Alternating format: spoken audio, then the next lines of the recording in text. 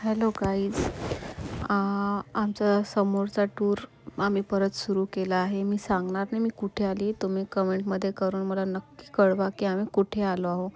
तरी मी तुम्हाला एकदा सांगून देते की आम्ही प्राणी संग्रहालयामध्ये आलो आहो.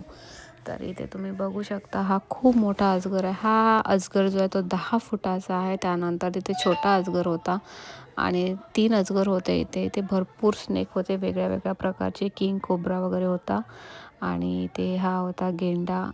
तो बिलकुल चालत नव्हता. भरपूर वेळानंतर तो चालायला लागला, तेव्हा मी व्हिडिओ कॅप्चर केलं आणि आम्ही त्यानंतर गेलो व्हाईट टायगर बघायला. इतका मोठा होता, खूप मोठा होता व्हाईट टायगर आणि खूप छान होता. खूप शांत बसून होता. आणि त्यानंतर आम्ही आमचं प्राणी संग्रहालय बघून झालं, तिथून निघालो आणि रात्री 8 वाजता आम्ही निघालो बिर्ला टेम्पलसाठी. तिथे आम्ही दर्शन घेतलं आणि दर्शन घेऊन झाल्यानंतर समोरचा व्ह्यू एवढा जबरदस्त होता, खूप सुंदर. हे बघितलं नाही तर काहीच बघितलं नाही. रात्री इतकं जबरदस्त सीन दिसत होतं की खूप जास्त.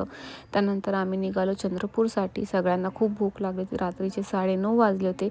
आम्ही हॉटेलमध्ये गेलो आणि हॉटेलमध्ये गेल्यावर सगळेजण खूप दमलेले होते. सगळेजण आपापली जागा पकडल्याने बसले. इथे आम्ही जेवणाची वाट बघत होतो. इथे मेनू डिसाईड केला आणि भाऊजी ऑर्डर सांगत होते की आम्हाला असं जेवण पाहिजे आणि स्पायसी पाहिजे. तिथे जेवण बिलकुल चांगलं मिळत नाही. आम्ही त्यांना सांगितलं आमच्या पद्धतीचं जेवण आम्हाला कसं हवं आहे. त्यानंतर लहान मुलांसाठी सॉफ्ट नूडल्स बोलवले. त्यांनी नूडल्स खूप एन्जॉय केलं आणि आम्ही बोलवली होती हैदराबादी पनीर, दाल तडका आणि तंदुरी रोटी. जेवण एवढं सुंदर होतं. आम्ही असं वाटलं की आम्ही 4-5 दिवसानंतर आज जेवत आहोत. इतकी भूक लागून होते आम्हाला. आम्ही आमचं जेवण एन्जॉय केलं आणि इथे ताईच्या तोंडात पहिला शब्द निघाला, वाव, किती सुंदर जेवण आहे. आणि खूप दिवसानंतर आम्ही असं जेवण करत आहोत असं तिने म्हटलं.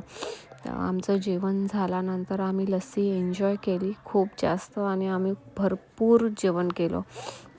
त्यानंतर आम्ही आमच्या पुढच्या प्रवासाला सुरुवात केली. लस्सी पिली आणि आम्ही तिथून निघालो. माझा ब्लॉग आवडला असेल तर लाईक, शेअर, सबस्क्राईब करायला विसरू नका. धन्यवाद.